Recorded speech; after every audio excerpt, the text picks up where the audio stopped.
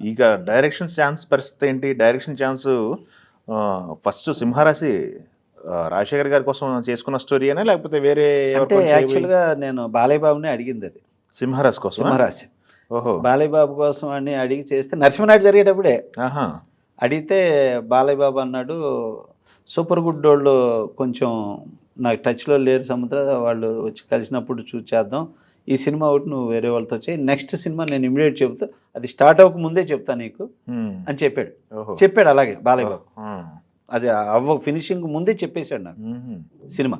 ఓహో! చెప్పాక నేను ఈలోపు ఏంటంటే ఇక రాజశేఖర్ గారికి ఏంటంటే ఆయనకి నేను డైరెక్షన్ ట్రయల్ చేస్తూ ఒక కథ చెప్పా. హ్మ్. ఆ కథ విని ఈ కుర్రాడు చాలా షార్ప్‌గా ఉన్నాడు అని చెప్పి రాజశేఖర్ కూడా క్యాచ్ చేసి, హ్మ్. సార్ కథ చాలా హెవీగా ఉంది గానీ బట్ ఆ డైరెక్టర్ మాత్రం హ్మ్. ఛాన్స్ ఇద్దాం సార్ మనం. హ్మ్. నాకు నచ్చాడు సముద్ర అని రాజశేఖర్ గారు అన్నారు. ఓహో! రాజశేఖర్ గారు అన్నాక ఇక ఈలోపు ఈ సినిమా తమిళ్ రీమేక్. హ్మ్. హ్మ్. హ్మ్. హ్మ్. హ్మ్. ఇంక అప్పుడు ఇదని తెచ్చేసరికి ఆర్‌బి చౌదరి గారు రాజశేఖర్‌ని అడిగారు. హుహు. చౌదరి గారు ఇద్దరు డైరెక్టర్‌లు పెట్టాడు అక్కడ. హ్మ్. షిండే అని ఆయన పేరు చెప్పాడు. నా పేరు చెప్పాడు. చేసిన అతనైతే అతను, కొత్త అతనైతే సముద్ర. ఎవరు?